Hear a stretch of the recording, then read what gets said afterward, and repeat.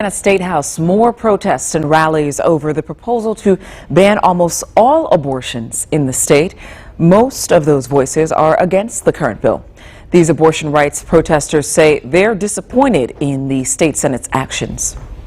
I'm starting to feel like Indiana is a state that doesn't care about you after you're born. I am here because I grew up in Indiana, taught in Indiana, and I don't like the direction that Indiana is going. Meanwhile, those who are anti-abortion say they believe the bill as it's written does not do enough to stop abortion. The Senate failed babies. They had passed a bill with exceptions allowing for babies to still be killed in Indiana. So unfortunately, I don't think many of the Republicans have spine enough to stand up and do a complete ban. And that's why we're here today, to hopefully encourage them to do the right thing. Meanwhile, lawmakers in the House approved several changes to the bill today. Yeah, they heard from a lot of those protesters during the committee hearing. Fox 59 State House reporter Kristen Eskow joins us live right now. Kristen, what's changing exactly in that bill today? Yeah, Dan and Baruchel, a few changes were made this morning. Lawmakers are still meeting. They're still listening to public testimony. They've been hearing nearly 8 hours of public input so far. We're waiting to see if the committee will vote on this bill today. We are expecting that vote to come sometime this evening. But as I mentioned, some pretty significant changes have been made to this bill so far.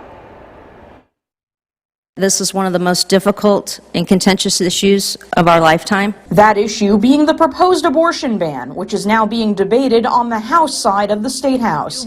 A committee unanimously approved an amendment that makes several changes. The amendment now specifically lists lethal fetal anomaly as an exception, in addition to rape, incest, and the mother's health. That has been brought in to include times when abortion is needed, quote, to prevent a substantial permanent impairment of the life or physical health of the pregnant woman.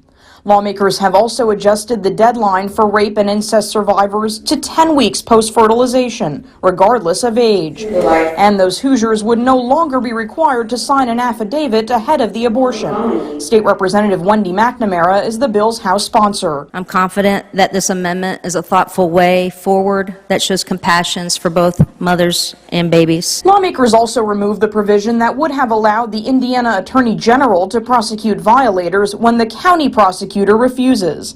And they eliminated the new criminal penalties the Senate added for doctors who perform illegal abortions. Existing penalties haven't changed. Despite the amendment, lawmakers remain divided. I think it fixes a lot of problems that were created in the Senate as the bill moved along, but as you can probably imagine, there are still a lot of problematic things from my viewpoint that remain. During the hours-long public comment period, many Hoosiers on both sides of the abortion debate said they appreciate the amendment but still have concerns. Some of the language, I think, still needs to be tightened up. When we look at, for particularly life of the mother exception. Several doctors who support abortion access say they're worried about potential prosecution of physicians. Even though it's not adding any additional criminal penalties, it's expanding those situations that would fall under that criminal penalty. And so again, lawmakers are still hearing public testimony. We're waiting on a committee vote. If the bill does pass out of committee tonight, it does go to the full House for consideration. Now, it's important to keep in mind, though, there are still more opportunities for lawmakers to continue to add changes to the bill. If the bill does advance out of committee, the full House is expected to talk about those amendments later this week. For now, we're live at the State House this evening. Kristen Eskow, Fox 59 News. We'll see how things play out there at the State House this week. Kristen, thank you so much.